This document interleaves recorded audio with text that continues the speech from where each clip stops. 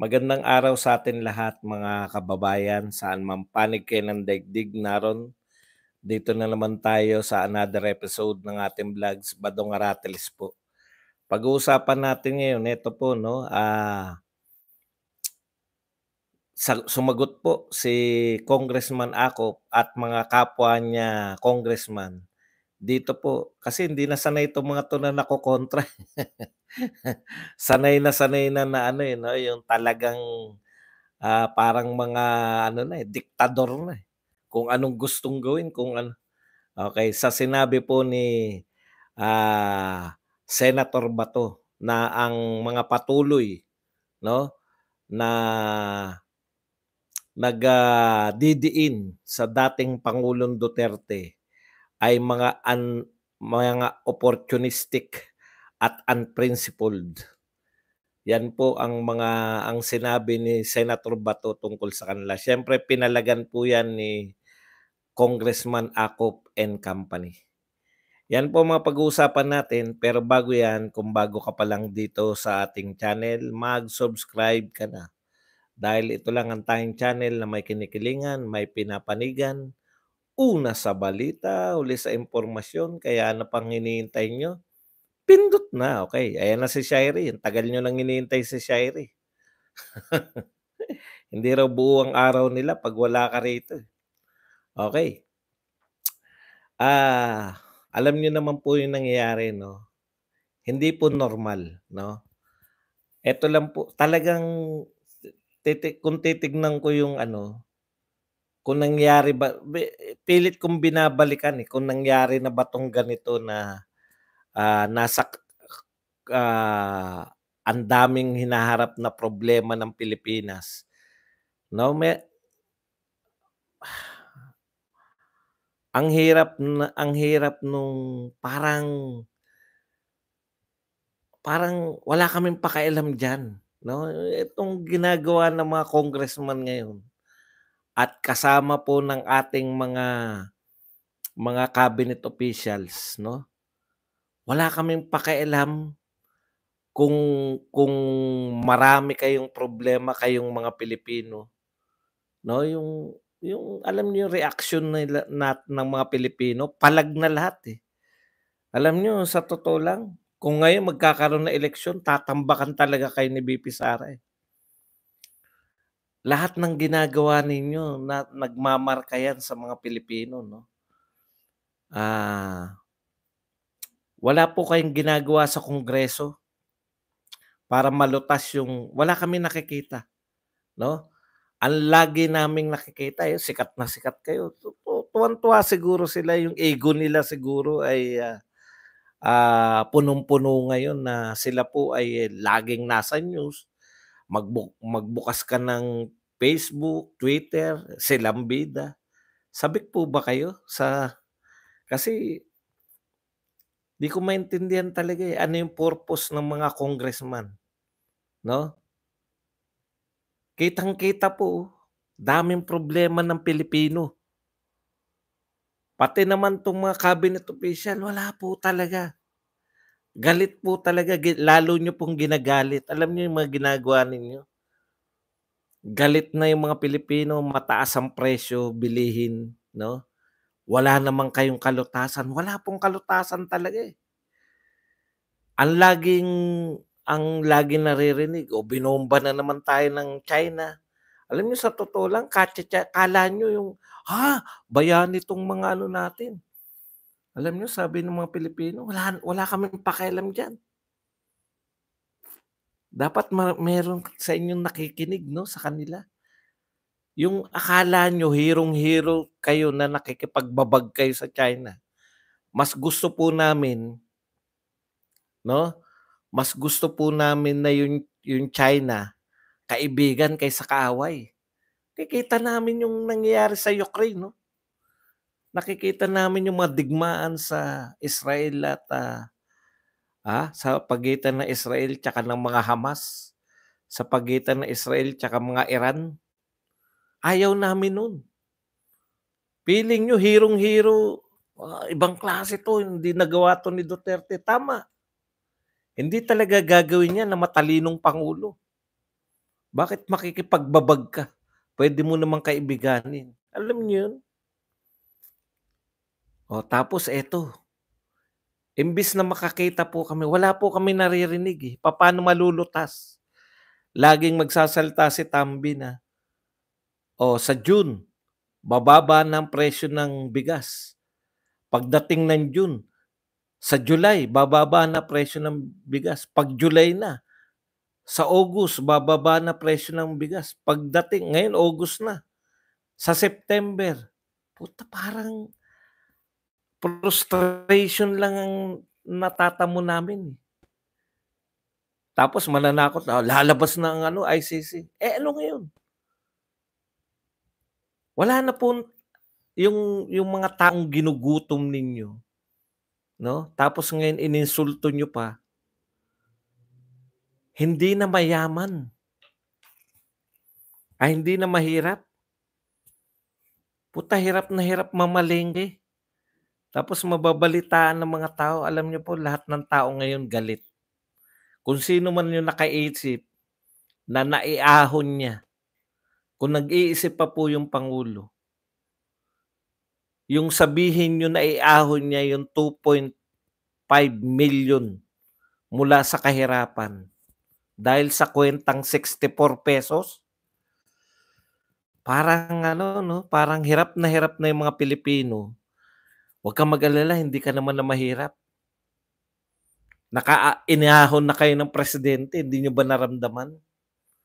Sinabi niya hindi na kayo mahirap, 64 ba kinakain mo isang araw? Alam mo pati mga paliwanag nila sarap sungal-ngalin, eh. Ang mayaman po hindi po ibig ko sabihin, sabi nila hindi ka na mahirap, 'di ba, 'pag 64 ang ginagastos mo. 'Di nagkuwenta ngayon, ano yung mabibili ng 64? Hindi ganyan ang pagkukuwenta niyan, dapat nagluluto ka. Kaya ka nga mayaman kung gusto mong bumili, puwede. Kung gusto mong magluto, puwede. Tapos sasabihin mo mayaman ka lang 'pag nagluto ka sa bahay, iluluto mo yung ₱64. Hindi niyo ba alam mas tipid kung magkakarenderya ka. Hindi ka nga makabili niyan sa karenderya, eh. Alam niyo yung ginagawa niyo sa mga Pilipino, 'no? Tapos yung mga congressman at senador na dapat makikita na panay pogo, pogo, pogo, wala pakialam diyan yung Pilipino. Ang gusto naming makita, 'no, pinag-uusapan niyo papaano mapapababa yung presyo ng bigas. Yan yung ang tagal na niyan 'no, panahon pa ni Duterte ang AJK na yan, ibinalik niyo pa AJK pa rin. Nagpapasikat kayo, akala niyo sumisikat, tumingin kayo sa survey. Kayong mga congressman, gusto niyo sumikat kayo, gusto niyo sumikat si Tambaluslos, tumingin kayo sa survey kung ano resulta ng mga survey. Tuwang-tuwa kayo tuwing babanatan niyo yung mga Duterte, eto na, eto na, eto na.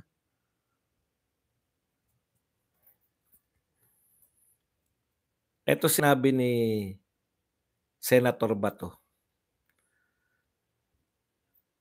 siya po ay dismayado 'no, dahil etong mga House of Representative, 'tong mga congressman na nung panahon ni Pangulong Duterte ay sila po ay, ano 'no, pinupuri 'no, sinasabi nila na napakagaling ng ginawa ni President Duterte sa war on drugs, tumahimik ang aming mga komunidad 'no. Binabanatan nila yung mga kritiko ng war on drugs nung nakaraan, same congressman.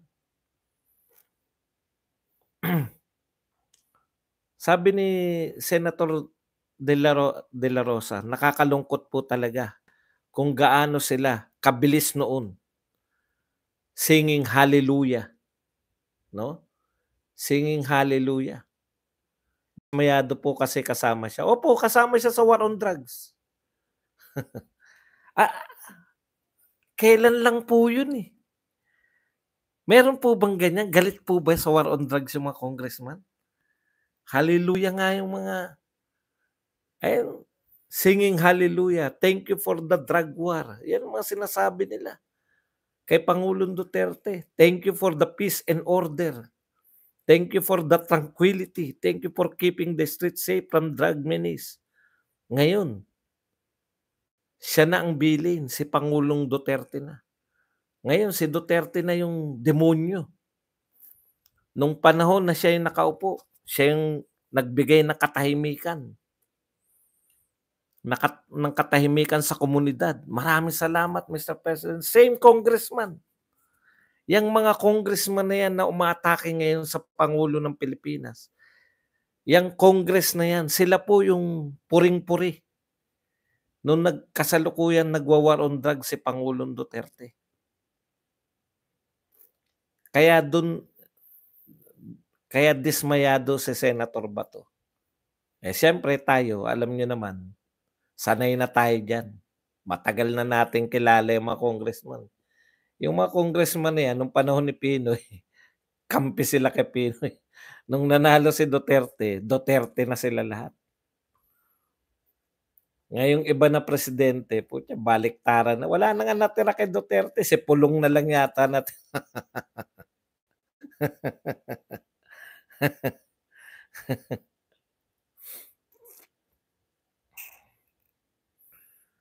Ang dagdag pa ni Senator Bato, no? Hindi ko nakikita yung sarili ko na magiging ganyan in the near future. Prinsipyo ang pag-usapan natin dito, not opportunity. Para sa akin, I don't care about opportunities. I have to stand on my own principles. No? Kaya opportunistic. Sinabi po niya na opportunistic at unprincipled itong mga congressman na to. Grabe, no? Dami pong problema ng bansa. Pero anong ginagawa ninyo? Panay Duterte, Duterte. Lahat po ng pinag-isa na nga lang nila para talagang solid na eh. Lahat ng mga lumang, meron ba dyan gustong magdiin kay Duterte? Labas na ng kulungan yan. Idiin na si Duterte.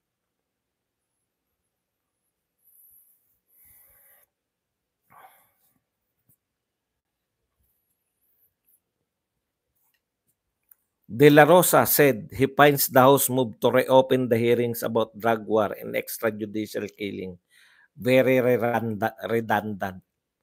Paulit-ulit na lang. We are wondering why binuhay na naman nila. Bakit nila binuhay? Paulit-ulit. Kaya nga, that even emboldened our ex-President Duterte not to attend dahil paulit-ulit na lang. Same people, same tanong, same answer, and yet wala naman silang nakasuhan. Yung Pogo is different from nililink pa rin sa extrajudicial killing sa drug, so be it. 'Di ba? Nililink pa. Pogo, ibang-iba po yun. Wala pa pong Pogo na ba? Hindi po sabay ang pinangako po ni Pangulong Duterte yan yung war on drugs eh. Nanalo po siya sa war on drugs eh. Tumaas po ang kanyang, alam niyo po ang pinakapopular na programa po ni Pangulong Duterte, war on drugs, no? Yung iba kumbaga ito yung pinaka-main niya, war on drugs eh. Tapos yung iba malalaki din pero ito talaga yung kanyang pangunahin. Tapos diyan po siya popular, diyan po siya minahal ng tao. Diyan po namin naramdaman na may pwede palang gamitin yung presidente. Alam niyo lahat 'to politika eh, 'di ba? Inuuna niyo lahat yung politika, sisirain niyo yung mga Duterte. Ang tanong nga ni Senator Bato, may nakasuhan na ba sa mga investigasyon niyo AJK at war on drugs? O eto, bakit ngayon binuksan 'to? Hindi naman sinabi mismo ni Congressman Fernandez, hindi po na nila nililihim. 'Di ba? Ayan, katulad niyan, o dinidiin na. Bakit hindi niyo sampahan ng kaso? Bakit anong pangalan nito? Si dating spokes Harry Roque, sasampahan na kaagad ng kaso. Kailan lang 'yan, yung involvement niya sa Pogo. Kailan lang po siya na in-involve sa Pogo, 'di po ba? Kailan lang 'yan, eh. Sasampahan na agad ng kaso ng PCC, PAOK-CC. Ang tanong namin, bakit ayaw niyo sampahan ng kaso si Pangulong Duterte, si Senator Bato, si Mans Carpio, si Pulong Duterte? Bakit ayaw ninyo? Bakit si Roque, siguro wala pang isang buwan na nai-involve sa Pogo, kakasuhan na agad. Si Alice Go na kailan lang natin nakilala, kakasuhan na agad. Etong pinag-uusapan yung drug haul o yung mga drug na pinatakas, ito po ay 2018 pa. 18, 19, 20, 21, 22, 23, 24. 6 years ago ang pinag-uusapan natin. 6 years. Bakit wala pa rin kaso tong mga tao na 'to? Nakikita niyo po yung diferensya nung meron kang ebidensya at walang ebidensya? Hindi niyo makasuhan kasi alam po ng lahat ng abogado na hearsay po 'yan. Sinabi, sinabi sa'kin na kay Pulong 'yan. Sinabi sa'kin na kay Mans Carpio 'yan. Sinabi lang sa kanya, eh. Alam niyo 'yan mga congressman, kahit hindi po kayo mga abogado, alam niyo na hearsay ang tawag diyan. Ngayon nilalabas na nila yung sinasabi ni Tatay Digong na ipahuli si Guban nun. Binabago na nila yung pangyayari. Kaya galit na galit si Tatay Digong, galit siya sa droga. Tapos eto si Guban kung ano-ano sinasabi, hindi pa niyo bakit sinabi niya na ba si Pulong? Kaya galit siya kay Guban dahil si Guban yung nahulihan sila ng droga. Hindi ngayon niya lang po diniin yung anak. Noon siya nagalit noong 2018. Binabalik nila ngayon, nagalit daw kay Guban dahil ano yan, nag-time travel sila. Ay, kawawa naman si Aldrin, tiwalang-tiwala. Kailan ba Aldrin? Teka muna, wag natin palagpasin. Kailan na daw darating yung ICC, Aldrin? Ha? Sabi niyo June at July, ngayon ano na, August na. Carpio, September naman. Aldrin, 'pag September wala pa yung warrant, ha, at naniwala ka pa rin, ang tawag na sa'yo tanga. Alam mo yung tanga? Kahit na anong isubo, susubo. Kanino kayang impormasyon 'yan? ICC na 'yan. Pulitika po 'yan lahat. ICC patat Aldrin, ano na, paano mo ipapaliwanag na darating na nung warrant, yung June at July yung warrant, Aldrin? Paliwanag mo naman sa amin kasi tanga kami. Aldrin, sige na, mag-utuwan tayo kung paano ka inuuto. Sige, hindi mo ba tinanong kung bakit hindi dumating yung warrant? Aldrin, huwag kang magbingi-bingihan. Ha? June at July yun sinabi, June or July. Oh, August na ngayon. Oh, ngayon September naman daw, pero ibang taon na. Ano na, Aldrin? Hindi mo tinatanong yung mga kasamahan mo, bakit hindi dumating yung warrant noong June at July? Uto-uto kasi tayo. Pero hintayin uli natin yung September. Kasi ganyan tayo, uto-uto tayo, eh. Okay. Bakit po wala pa ring makakasuhan? Kasi may kaso sa ICC, tama si Aldrin. Bakit bubuksan pa 'to? In support 'yan. Nilihim ba ni Dan Fernandez? Hindi naman, eh. Matalino 'yun, ang galing magsalita, 'di ba? Matalino po 'yun. Oh, ano sabi? Wala, hindi po nila tinatago kung ano yung purpose niyan, eh. Hindi po nila kakasuhan si Duterte, si Bato dito. Hindi nila kinikilala yata yung korte ng Pilipinas. Hindi po nila kakasuhan dito. Ano sabi ni pinapayagan po namin. Ewan ko kung si Dan Fernandez yung nagsalita nito, basta isa sa congressman. Kung gusto po ng ICC na gamitin 'tong imbestigasyon namin dito, puwede po nilang gamitin. Dahil hindi nila maimbestigahan si Bato at si Duterte, ayaw nga sa ICC paloob, eh, dahil foreign 'yan, eh, ayaw nga natin, eh. Ayaw nga nating, pumaloob tayo sa ICC na 'yan, dahil hindi tayo miyembro niyan. Oh, dahil hindi nga miyembro, hindi nga nila maimbestigahan ng maayos, sila na nag-iimbestiga para sa ICC. 'Yan ba makakasuhan niyo yung mga Duterte? Kakasuhan niyo ba yung mga Duterte dito? Kung hindi niyo kakasuhan, aanin niyo 'yan. Aanin niyo po 'yan. Kung di ang ultimate kasi nagtataka ako, eh. Si Harry Roque kakasuhan na agad, eh. Buwan pa lang 'yan na naiugnay, eh. Ito inuugnay niyo 8 years na. 8 years na po 'yang mula nung nangyari 'yan. Kakasuhan niyo po ba? Kayong mga congressman, ang ultimate gamitin ko yung tanong kanina, ang ultimate goal ba niyan makasuhan si Duterte, si Bato? Kakasuhan po ba 'yan sa korte dito? Kasi sabi nila haharapin nila basta korte sa Pilipinas. Ultimate goal po ba kakasuhan niyo o hindi? Hindi, 'di ba? Bakit hindi? Kasi meron palang umiiral na korte dito, hindi pala natin kailangan yung ICC.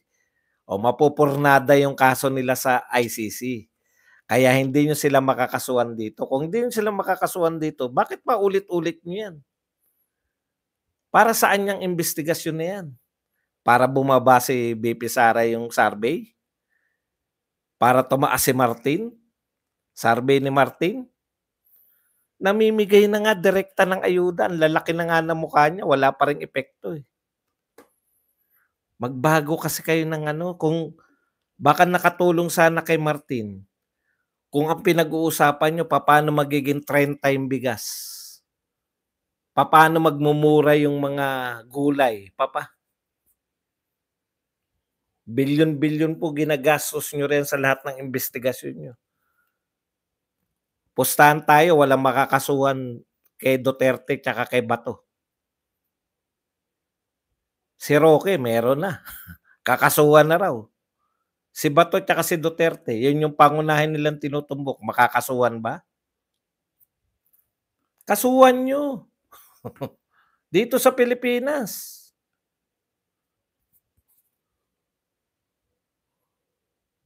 Okay. Let me emphasize hindi. Dito pa muna tayo kay Bato. Mamaya yung sagot nila. Nevertheless, naniniwala pa rin po si Senator Bato na meron pa pong mga matitino diyan sa lower house. Pero tahimik lang sila. Mag-ingay naman kayo. Tumatahimik sila dahil ayaw nilang ma-antagonize yung leadership. Alam ko meron pa ring mga gano'ng tao. Nakakatakot diyan parang nakakatakot maging leader si Martin 'no? Parang 'pag kumontra ka sa kanila talagang ano ka, magugunaw ang mundo mo, eh. Hindi po dapat pabayaan natin yang ICC na 'yan. Tandaan po ninyo, hindi niyo pa po tini-trigger. Subukan ninyong i-impeach si Sara Duterte. Nagsisimula na po yung pa-EDSA-EDSA. Testingan na 'yan. Yung Friday ano nila sa EDSA, naku, Marami na na-a-attract diyan. Padami na ng padami. Dati si Morales lang mag-isa, eh. Ngayon dumadami na, 'di ba? Huwag kayong subukan niyo na papasukin ng ICC.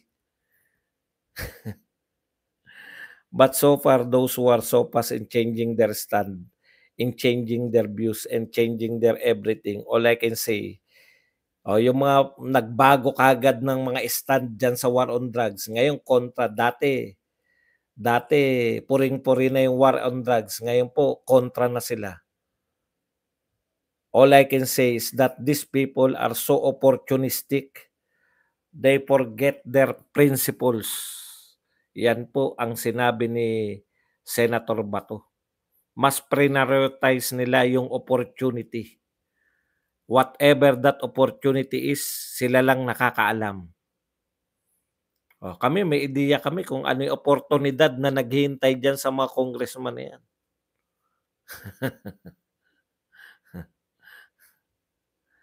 Ginawa na nila ngayon, eh. So most likely gagawin din nila yan ulit. Nangyari na, proven na ngayon that these people na hindi dapat pagkatiwalaan. Yan yun. Yan yun. As I have said, ginawa na nila yan, bumaliktad na sila. Gagawin pa rin nila yan. Pag nanalo si BP Sara, puring-puri naman si BP Sara niyan. Iimbestigahan naman si Marcos. Gusto niyo maimbestigahan yung ni Marcos? Kung siya ba ay dorogista o hindi? Hintayin niyo matapos tong Congress na to. Yan mismong mga congressman yan mismong mga congressman na yan na magsasabi na imbestigahan natin. As I have said this, they are not principled people. Paulit-ulit si Senator Bato, no? Wala kayong mga prinsipyo. We need principled people in government. Sana maging mapagmatsyag ang mga mamamayang Pilipino. Sino mga taong may prinsipyo at wala. Kaya sakit na sakit po yung mga congressman dito. Inulit-ulit yan ni Senator Bato na kayong mga umuusig ngayon kay Duterte, mga wala kayong prinsipyo. Thank you very much kay Isra na nagbigay ng $499. Okay. Alam niyo, huwag kayong mag-ingat kayo sa mga panawagan kasi baka ano sa atin 'yan. Gamitin laban sa atin 'yan. Hindi po 'yan pinapanawagan ng sa mga legal, no? Yan po ay pag dumating po 'yan, talagang yan na po 'yun. Marami po rito nag-aano ng mga natin, mga sinasabi natin at mga mini-message kaya huwag kayong pakampante diyan.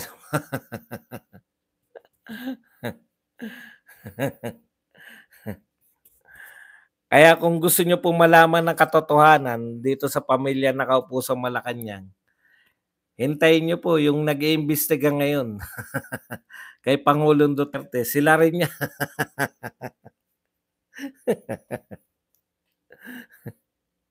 Okay, punta na po tayo sa mga sagot nila, no? Eto po, putya grabe, siyempre alam niyo yung mga tao na yung ang tingin nila, nanood ba kayo ng Congress hearing? Yung parang hindi bagay na kasi binoto lang sila dun sa distrito nila, no? Pero kung hindi ko po minamaliit yung congressman, no? Kaya lang parang wala ng pagkakaiba sa mga senador, eh. Pare-pareho na lang na ang tatapang lahat. Akala mo siga lahat, eh. Very basic po 'yun, eh, no? Wala man lang nagtanong dun. Teka muna, mamaya na, nauna tayo diyan. Ito muna ang sinabi, pumalag po sa unprincipled and opportunistic. Ito po ang sagot ni Congressman Acop ng Antipolo. If anyone is the real opportunist, kung sino man po ang oportunista, yung totoong oportunista, It's Senator De La Rosa, who shamelessly uses ties with the former president to rise from PNP chief to senator, leading a bloody drug war that targeted the powerless while shielding the powerful. Tindi, no? Bago na yung definition nila, no? Okay. Kung meron man daw po na totoong oportunista, ito po ay walang iba kundi si Senator De La Rosa dahil ginamit niya, no, yung pagiging malapit niya kay Pangulong Duterte para maging senador ng Pilipinas. Alam niyo, pwede po bang yung si Senator Bato ay kasama na ni Pangulong Duterte mula pa noong araw? Davao City Mayor pa lang po, pinagkakatiwalaan na rin po pa rin po siya ni bawal po ba yung gano'n? Oportunista po ba yung tawag niyo ron? Ibig sabihin yung pagiging tapat niya kay Mayor Duterte pa noong araw, dekada na po yan, eh. 'Pag oportunista po, ang alam ko po sa oportunista, 'no, nakasama ka lang minsan, parang si tol, gano'n po yung oportunista. 'Pag nakuha na yung kagustuhan, naging senador na, wala na kaagad suportas kay Duterte. Iba ng ano ko, iba ng pananaw ko sa buhay. 'Di ba gano'n yung oportunista? Hindi mo matatawag na oportunista si Senator Bato kasi nagsimula pa sila, mayor pa lang si President Duterte, 'no? Mayor pa lang kasama na, tapat na po siya kay Pangulong Duterte. Bibigay niya na yung kanyang alam niyo yun, yung pananaw nila na poprotektahan nila si Pangulong Duterte, mayor pa lang. Hindi po nila naiisip na magiging presidente yun.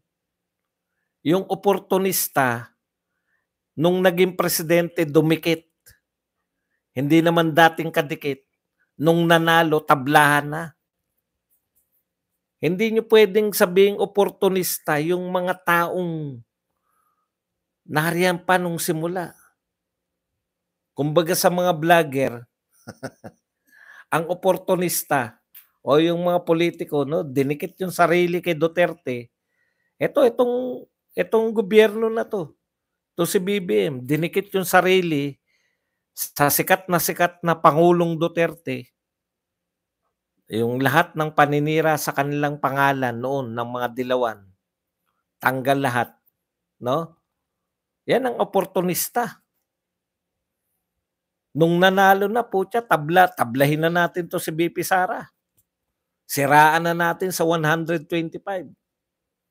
Yan ang mga oportunista.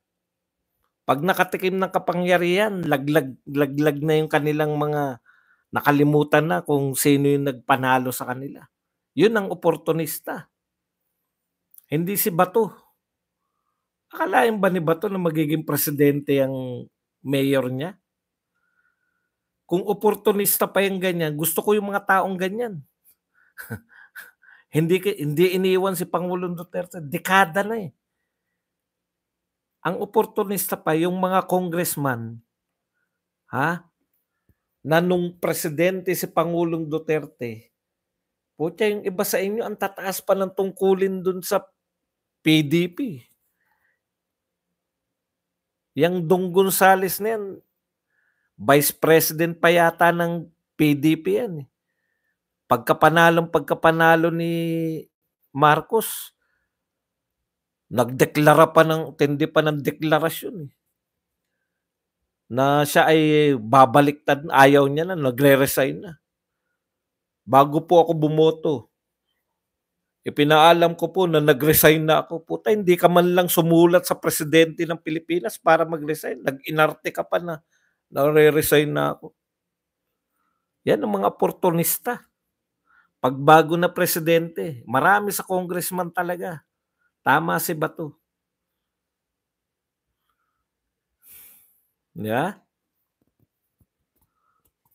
Hindi si Bato. Kasalanan ba ni Bato? Nakasabay ng pagsikat ni Duterte, sumikat din siya sa war on drugs. Nakakasikat po yun. Ilang general na po ba yung sumikat dahil si General Lacson. Saan ba sumikat yan? Nung siya ay naging pinuno, ano ba yung hawak niya kay PAOK TF ba? Yung hinawakan niya yung sa mga krimen, panahon ni Erap. Sikat na sikat siya. Masama po bang maging sikat ka kung naglilingkod ka ng tama? Nag-war on drugs po yan, alang namang hindi sumikat si Bato. Yung oportunista po, talagang wala kaming kaalam-alam. Di namin nakikita, hindi talaga kadikit. Si Tol, biglang dumikit na inendorso ni Pangulong Duterte. Dahil inendorso ni Duterte, nanalo. Yun, ganun po. Pero si Bato, never. Katunayan, PACC. Oh. Sinabi niyo ba oportunista si Lacson na nanalo ng senador? Doon siya sumikat, di ba?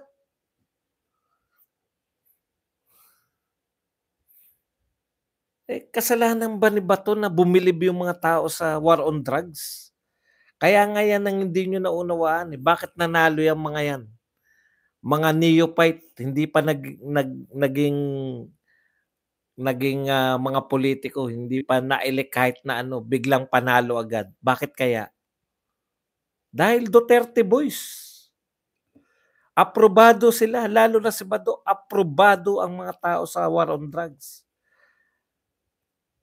Porket nanalo na senador, opportunistic na. Ano pa sinabi? Don't act like K9 of the previous administration. Wag daw umakto na parang aso. Sabi, President's loyal lapdog since the senator focus on his own career rather than justice. Grabe, no? Ito po ang pinagmalaki niya. I ran and won as congressman on my own merit, not by clinging to anyone's cattails. My job is to uncover the truth and ensure accountability no matter who is implicated. Parang no? Tumakbo rin naman siyang senador eh. Kasalanan niya ba kung kadikit siya kay Duterte? Kasalanan niya ba kung tauhan siya ni Duterte? Masama po ba maging tauhan ni Duterte? Masama na pala, no? Minamasama pala nila yung pagiging loyal. Alam nyo, yun yung nawala eh. Loyalty dapat, isa yan sa mga tinitingalang virtue. Tapos yung loyal, siya pa yung sinasabihan nyo ng parang masama pa maging loyal. Hindi po masama maging loyal.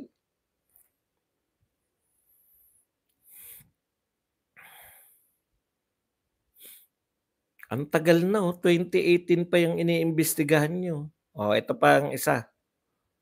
Si Congressman, ano naman to? Si Congressman Ace Barbers.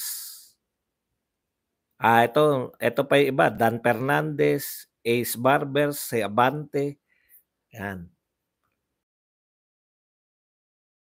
Said Congressman were praising, Barber said while praising the major anti-drug, pumalag po yung yung mga nasaktan.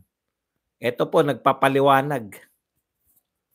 Sabi ni De La Rosa, kayong mga pumupuri sa war on drugs ni Duterte ngayon, kayo na yung kumakalaban. Ito po ang sagot ni Barbers. Barber said while praising the major anti-drug accomplishment, umamin na pinupuri niya yung anti-war on drugs, di ba? Of the previous administration, he was the first to condemn irregularities such as ninja cups, summary killings of street-level drug pushers and users, the 1,000, di okay lang, pero pinupuri mo pa rin yung, ganun naman talaga dapat trabaho nyo. Pag may kalabasan, kayo tagapagpaalala. Pero in general, pinuri mo pa rin yung war on drugs. Pero bakit ngayon ang dating Parang ang sama-sama ng war on drugs. Alam niyo magtanong kayo sa mga ano niyo, constituents, 'no? Mare-realize niyo na gusto namin yung naganap na war on drugs, taliwas sa mga gusto niyong palabasin. My position in anti-drug campaign in the past and in present is steadfast and consistent. I openly praise those anti-drug law enforcers who do their job well and assail those who commit abuses and wrongdoing in its implementation. Yun pala eh, Congressman Barber eh. Dapat maging consistent ka rin. Ngayon, ibig mo sabihin, in general, pinupuri mo yung war on drugs. Pero ngayong iba na presidente, hindi mo na pinupuri yung war on drugs. Tignan nyo, ito paliwanag niya. As a lawmaker and anti-drug panel chair, siya pala yung anti-drug panel chair, si Barbers. Ito po ang paliwanag niya, bakit tila ngayon ay isa na siya sa kumukontra ng war on drugs na naganap noon. Ibig sabihin, habang nagaganap yung war on drugs noon, okay na okay siya. Approve sa kanya. Pero ngayong wala na yung presidente, iba na. At iba yung gusto ng presidente ngayon. Mamasamain niya na. Bakit bigla niyang mamasamain? Samantalang pinupuri niya ngayon. Ito po, nagpaliwanag. Pakinggan natin yung paliwanag.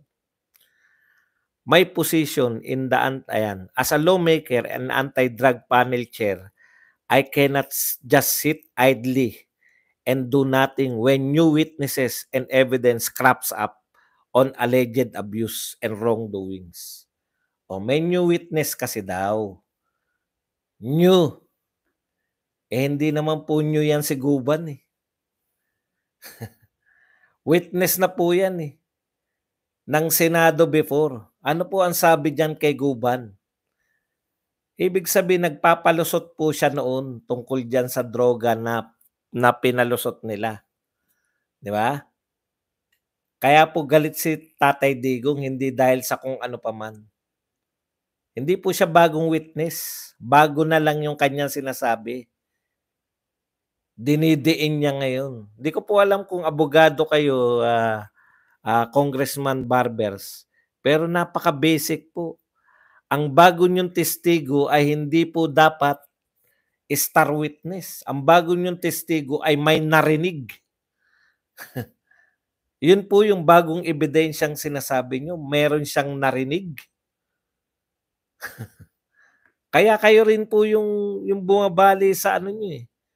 Pinupuri niyo noon yung war on drugs in general, pero ngayon na dahil may bagong witness, sino po yung bago? Si Guban? Hindi ba ano na po yan? Siya po ay na-contempt, napakulong po sa Senado dahil hindi nagsasabi ng totoo. Ibig sabihin, paano nyo na ngayon nalaman na nagsasabi siya ng totoo? Pero, wag na po yung nagsasabi ng totoo. Kahit po nagsasabi siya ng totoo, hindi po siya matuturing na new witness na may new evidence. Dahil hindi po ebidensya yung hearsay. Never naging ebidensya yung hearsay. Alam po yan ng lahat. Ewan ko lang kung bakit kayo magbabago dahil sa hearsay. Okay. Barber said the unprincipled and opportunistic are those who allow themselves to follow illegal orders, shut their eyes on abuses, wrongs, and injustice committed by their peers and superiors just to keep their power and position. Diba? Ganda, no? Kung siya raw ay nanahimik sa mga mali, sa mga abuses na kinocommit ng kanilang peers and superiors, yun daw ang opportunistic at unprincipled. Ano po bang kinontra ninyo? Kinontra niyo po ba yung paglilipat ng 90 billion mula, maling-mali po yun. Lahat na po ng eksperto sa batas nagsasabing may mali doon. Kinontra niyo po ba yun? Yung paglilipat ng PhilHealth? Yan pong usapin ng 64 pesos. Inimbestigahan nyo ba si Balisacan? Yung nag-imbento niyang 64 pesos, hindi ka na mahirap? Maling-mali po yan. Yan pong lumabas po si Cathy Binag na nagsasalita po ng kung ano-ano. Sinasabi niyo, no? Hindi lang kayo nagpa-follow ng illegal orders at saka hindi lang shut their eyes on abuses. Sa tingin niyo, hindi kayo nagbubulag-bulagan dyan? Ha? Mula po sa sinasabi niyo lang to, ha? Sa paglantad ni Cathy Binag na hindi niyo iniimbitahan. Illegal na droga pinag-uusapan ngayon, di ba? Pero yung illegal na droga noon 2018 pang gusto niyong imbestigahan. O ikaw pala yun, yung chair ng anti-drug campaign. Ikaw pala yung chairman. Wala ka bang balak imbestigahan si Cathy Binag para malaman mo kung nagsasabi siya ng totoo o hindi? Sabi mo eh, di ba? Yung mga unprincipled and unopportunistic, yan yung mga nagbubulag-bulagan. Lahat na ng tao kilala na po si Cathy Binag. Wala po ba kayong gustong imbitahin siya? Chairman po kayo ng drug campaign, ng anti-drug panel. May akusasyon po siya. Ang akusasyon niya po, hindi lang po yung mag-asawa na nakatira sa Malacanang. No? Ulitin ko po, akusasyon niya to. Hindi ko po akusasyon to. At meron pa pong mga cabinet officials at meron ding mga mambabatas. Oh, sabi niyo hindi kayo nagbubulag-bulagan. Nagbibingi-bingihan. Alam na po ng buong Pilipinas tong akusasyon ni Cathy Binag. Wala ba kayong balak imbestigahan? Congressman Barbers? Binabalik ko lang po yung sinasabi niyo. Parang ang sinasabi niyo, hindi dapat pinoprotektahan yung mga, ang sabi niya, superiors, di ba? Dapat hindi kayo shut their eyes on abuses and wrongs and injustice committed by peers and superiors. O hindi po ba dapat imbestigahan niyo yan? Si Cathy Binag? Kahit po hindi kayo naniniwala sa kanya, kahit po igisan niyo. Para mapalabas niyo na hindi siya totoo. Hindi totoo yung sinasabi niya. Bakit tayo niyo pong imbestigahan? Kung totoo o hindi yung sinasabi niya. Kayo po nagsabi niyan.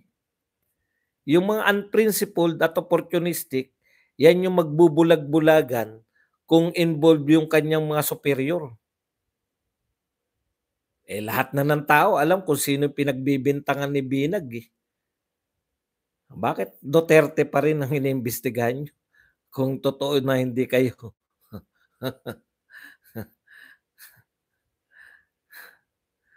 Ito pa sinabi naman. Sino naman nagsabi nito? Let me emphasize na walang politika dito.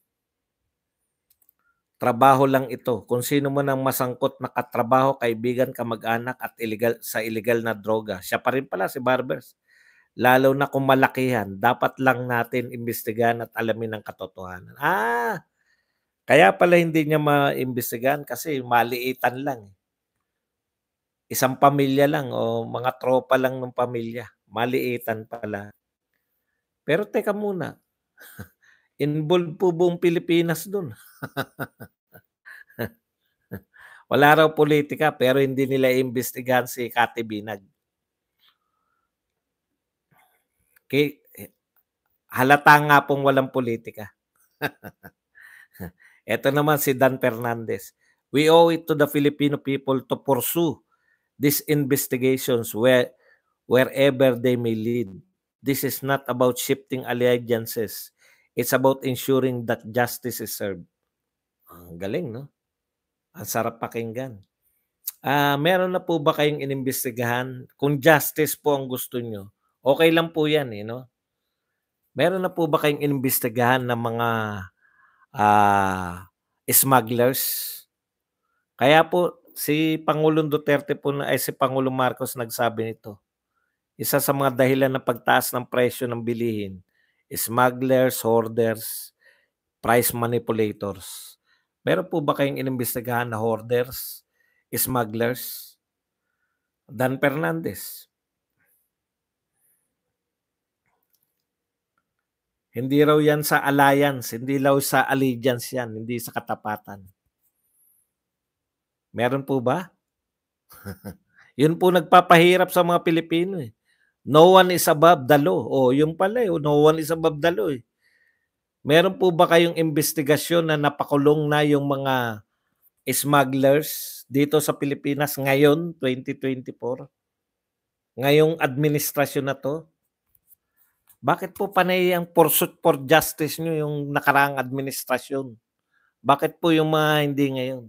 O isa pang tanong, 5,500, 1.4 billion a day ginagastos. Naimbestigahan niyo po ba 'yan? Wala ba kayong balak imbestigahan yung mga sarili ninyo? Kayo kayo nagpondo diyan, eh, 'di ba? Natukoy niyo ba kung saan yung 5,500 na 'yan? Alam niyo gustong-gusto kong imbestigahan niyo 'yan, eh. Pasimplihin niyo lang po, yung top 10 lang po, yung pinakamahal, para makita niyo sa bayan.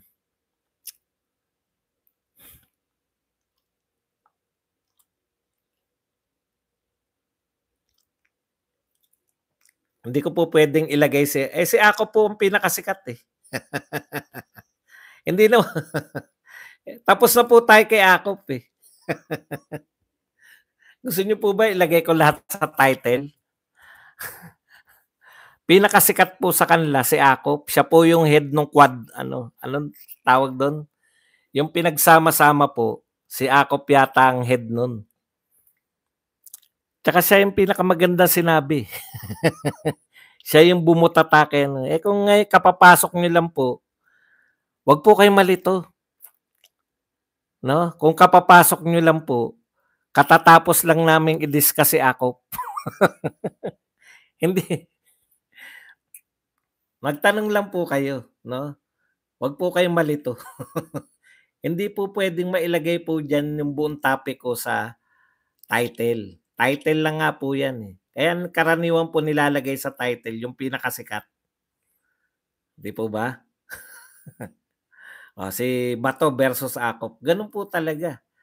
Alangan naman Bato versus Akop versus Barbers versus Fernandez versus hindi po gano'n mag-ano. Okey na po 'yon? Si Barbers po ang head ng tingnan natin, Akop heads the Quadruple Joint Committee. Ito po ay galing sa GMA News, no? Yan po. Si Akop po yung head ng 4 na committee. Si Barbers po, head po siya ng isang committee dun sa 4 na yun. Okay na po bang paliwanag yun? Pagtatapatin niyo po, halimbawa po, VP Sara versus BBM, hindi niyo na po ilalagay yung mga supporters na kalaban din si VP Sara. Para po may dating, di ba? One on one.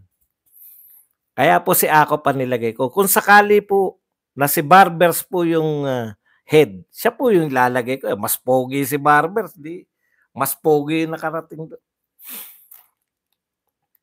Okay na po. Sige. Yan po yun, no? Kaya po, pinabulaanan po natin yung mga sinasabi nila na hindi sila opportunistic. Kasi ang linaw nung sinabi ni Bato eh. Sabi ni Bato, noon, pinupuri niyo yung war on drugs. Ngayon, isa na kayo sa kumukontra. Sabi naman niya, ikaw ang opportunistic. Briefing lang natin. Sabi ni Akop, kasi ako, nanalo ko on my own. Ikaw nanalo ka dahil kay Duterte. Eh, ano po masama dun? Ano po masama na nanalo si Bato?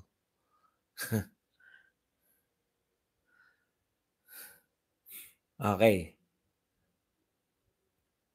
Tapos, tuloy na natin. We are not here to protect or condemn any administration. Oh, hindi niyo pala pinoprotektahan 'tong administration na 'to. Bakit hindi niyo po yan ang new, sinasabi niyo kanina, kung mayroong new witness, may new evidence, eto po new witness. Ang new witness po natin ay si, Kati Binag, 'no? New witness po. Sabi niyo kanina 'pag may new witness, i-entertain niyo. Parang sinasabi niyo wala po 'to yung kung sino nasa administrasyon. Sinasabi po namin meron po. May tinitignan po kayo. Ang pakiramdam ng lahat ng tao yung pakiramdam ni Bato. Nung araw nung si Pangulong Duterte nakaupo, lahat kayo pro-war on drugs. Ngayon, anti-war on drugs na kayo. Kaya kayo tinawag na opportunistic and unprincipled. Ngayon, puwede niyo naman bawiin pa. Total hindi pa naman niyo binubuwag yang ano, 'di ba? Para po masabi na kayo talaga ay patas. Tungkol sa droga yang pinag-uusapan niyo. Tsaka pogo, 'di ba? Droga, pogo, AJK, war on drugs, pogo, okey. Magsa-suggest po bilang mga mamamayang Pilipino. Tumigil na po yung Senado doon sa dalawang pogo, sa Bamban Tarlac tsaka dito sa may Pampanga. Bacolor ba? Okey. Bakit po kayo titigil din, 'no? Bakit hanggang dalawang pogo lang ang inyong iniimbestigahan? Bakit po lahat ng panawagan ng lahat ng tao, lahat ng Pilipino, ako nga hindi ko alam, napuguhan pala yang ano, bakit tumigil na kayo rito sa pag-iimbestiga? Parang ang kasalanan na nitong mga 'to, damay na lahat. Ang lahat lang ng iniimbestigahan yung pogo, yung tungkol lang sa Bacolor. Bacolor ba, Pampanga? Bacolor ba? Hindi yata Bacolor, basta sa Pampanga tsaka sa Bamban Tarlac. Ibig po bang sabihin, tanong ko lang, sabi niyo kasi wala kayong pinipilingan, Ibig po bang sabihin na walang yung ibang pogo, wala kayong problema, sa dalawang pogo lang tayo may problema? Kasi sanay na kami kay Risa Ontiveros, Once na naiugnay niya na sa mga Duterte, titigil na 'yan. Ayaw niya naman talaga magtrabaho, Porac, Porac pala. Bacolor parang Cavite yan, Porac, Pampanga. Ang tanong ko sa inyo mga congressman, ang dami ninyo, titigil na rin ba kayo do'n sa pinuntahan lang ng ano? Yan lang ba, dalawa lang po ba talaga yung pogo sa Pilipinas? Alam ko 300, 300 plus. Hindi ba kayo magsasariling imbestiga sa iba naman? For the sake of fairness lang. Totoo bang sa Tarlac at tsaka sa Pampanga lang merong pogo? Okay, ikalawa, 'pag may bagong witness, sa inyo po 'yan, sa inyo ko narinig 'yan. Ulitin ko lang 'tong sinabi ni Barbers.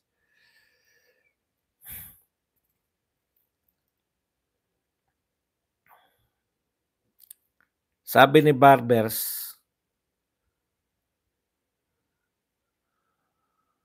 yan 'no, ang ganda ng sinabi, hindi ko 'to nabasa. No one is above the law, including those who were once in position. Bakit yung once in position lang? Bakit hindi yung nakaposisyon ngayon? The law applies to everyone. O yun naman pala, eto sabi niyo kanina, Eto sabi ni ano, 'no, ah, As a lawmaker and anti-drug panel chair, I cannot just sit idly and do nothing when new witnesses and evidence crops up. Hindi po ba, ano ba tawag nyo kay Kati Binag? Hindi po ba siya credible na witness para sa inyo? Waron, ano to sa drugs po to Hindi ba siya credible? 'Di ba siya ay eyewitness? Siya po ay inalok? Siya po ay nasa mga pot session? Siya po ay naalok? Eyewitness po 'to. Tanong, bakit hindi niyo po imbitahin? Para po masabi talaga yung sinasabi niyo na kayo ay parehas. Bakit po panay pang Duterte lang? Hindi naman po Yusip Guban. Old old suspect na siya. Recycled.